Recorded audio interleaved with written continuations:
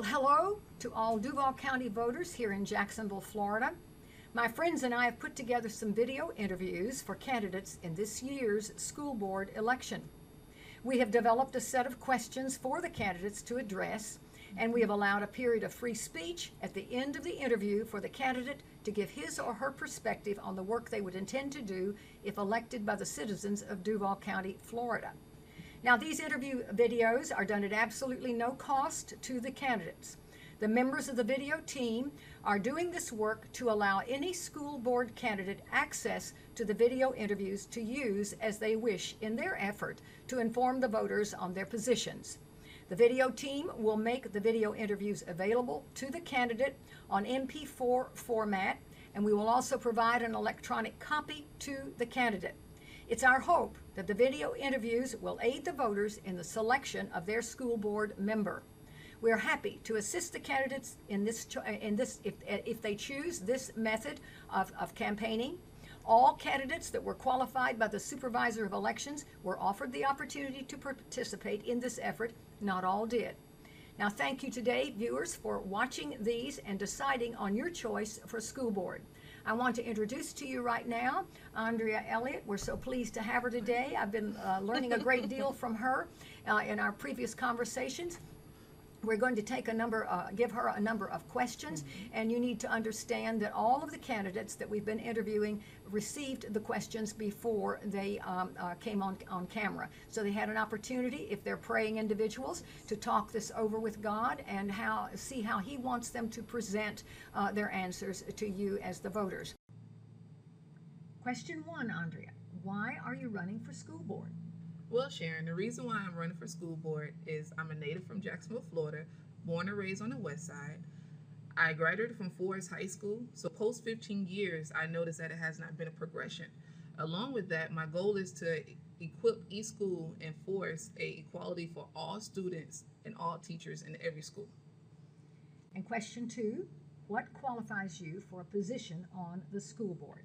Well, what qualifies me is I am an educator. I've been teaching for 7+ years, along with being a new mom, along with being a young professional. So in regards to moving this progression and reform, we need a new vision. All right, question 3, how strong a reader are you? Yes, Sharon, I am a strong reader. I also taught reading for Duval County Public Schools at Jefferson Davis Middle School. Question 4, Andrea, have you overseen the generation and accounting of large budgets?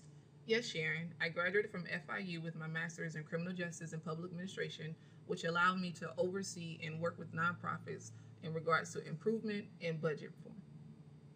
And question 5, what are the most important issues facing the public classroom teacher? As a classroom teacher and a current educator, the greatest concerns is overpopulation, resources, and climate culture. And question 6, does a united front always reveal the truth in a situation? Or, I might ask it this way, Andrea, does a united front present a complete picture to the public of the dilemmas or complexity of a subject under discussion? Well, regarding that question, it depends on who's in front. If you have a strong leader with integrity and humility, then you have what's presented and represented. But then if you have somebody with another agenda, then no, it will not be represented. But the two key things is make sure you have humility and integrity.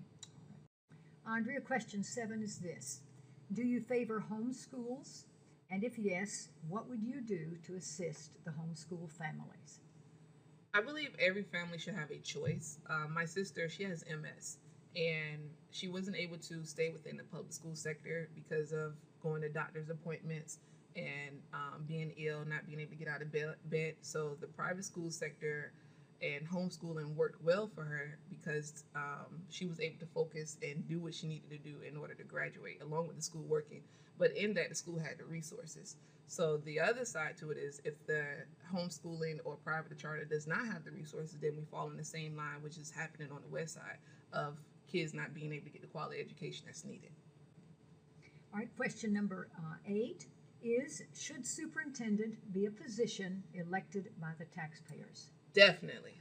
The reason why I say that is because being that we're at a new reform in Duval County, our public school system is not being or at the rate of our competitive districts. So if you have someone that's coming in from outside, that's going to take a year or 2 years just to learn the area. But if you have someone who is a native, then they already know the demographics. So that's going to be a further headline to say, hey, if we have a 5 to 10 year mark to push our schools, majority of our schools, to an A standard, then we'll be aligned to our competitive district. But when you have someone that is an outsider coming in, it's going to take a year or two just to get acclimated to the area, along with being voted in seats. And then we have 2 other seats that are being open in 2019. So we're not dealing with the situation. We're just putting a Band-Aid on the situation. All right, question number 9. What are the first 3 things that you would seek to improve once you are elected? So being a native of the West Side area, what helped me was community-based programs. So my top 3, and as an educator, a young professional, my top 3 is student-teacher retention, community-based programs, which, like I said, helped me to graduate from Ford's High School, along with not being a statistic of the West Side, and then also the culture. You can't have successful schools if the culture is tense, if the teachers are tense, if the administrators are tense, if the kids feel as if I don't want to come to school because what's the use of learning this? It's not helping me on my day-to-day living. So those are my top 3 platforms, which is student-teacher retention, community-based programs, and school culture. And question number 10, would you endorse portions of the public school curriculum to be written by a teacher committee and copyrighted for use in the system?